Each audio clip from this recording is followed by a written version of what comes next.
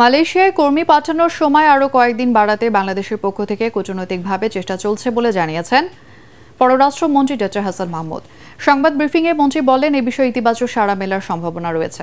সাবেক আইজিপি বেনজির আহমেদের দেশ ত্যাগে কোনো বাধা ছিল না জানিয়ে মন্ত্রী আরও বলেন, আগামী 6 জুন বেনজির দুদকে উপস্থিত হচ্ছেন কিনা সেটি পর্যবেক্ষণ করা হচ্ছে। আরও জানাচ্ছেন ইমদাদুল্লাহ বাবু। 100% কপার কন্ডেন্সারে তৈরি ভিশন ফ্রিজ, তাই গুণে মানে অটুট থাকে বছরের পর বছর। দ্বীপরাষ্ট্র এন্টিগায় স্মল আইল্যান্ড ডেভেলপিং স্টেটগুলোর সম্মেলন এবং নিউ ইয়র্ক সফর থেকে ফিরে সংবাদ সম্মেলন করেন পররাষ্ট্রমন্ত্রী ডক্টর হাসান মাহমুদ। এতে গণমাধ্যম কর্মীদের প্রশ্নের জবাবে তিনি জানান, বাংলাদেশি যেসব কর্মী মালয়েশিয়া যেতে পারেননি তাদের প্রবেশের সময় বাড়ানোর অনুরোধ করা হয়েছে।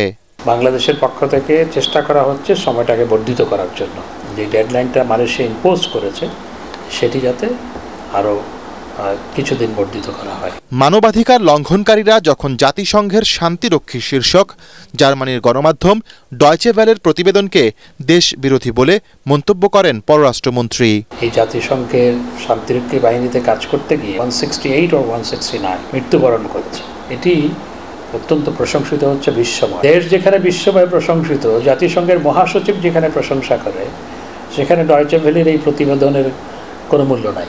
এ সময় দুদক এবং বিচার বিভাগ স্বাধীনভাবে কাজ করায় সরকারি কর্মকর্তাদের দুর্নীতি জনসাধারণের সামনে উঠে আসছে বলে মন্তব্য করেন ডক্টর হাসান মাহমুদ। সরকার অত্যন্ত স্বচ্ছতার সাথে দেশ পরিচালনা করছে বিদায় এই বিষয়গুলো উঠে এসছে, এটা তো অন্য কেউ তুলে আনেনি। সাবেক আইজিপি বেনজির আহমেদ, তাকে 6 জুন দুদকে তলব করা হয়েছে, কিন্তু তিনি তার 1 মাস আগে মোটামুটি দেশ থেকে চলে গেছে। তার দেশ থেকে তো কোনো নিষেধাজ্ঞা দেওয়া হয়নি, কোর্টও দেয়নি বা দুদকও দেয়নি। তো কারোর উপর যখন দেশ থেকে কোনো নিষেধাজ্ঞা না থাকে, তিনি তো যে কোনো জায়গায় যেতেই পারেন।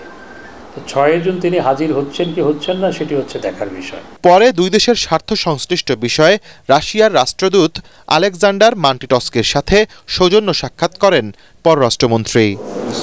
ইমদাদুল্লাহ বাবু, ATN বাংলা, ঢাকা।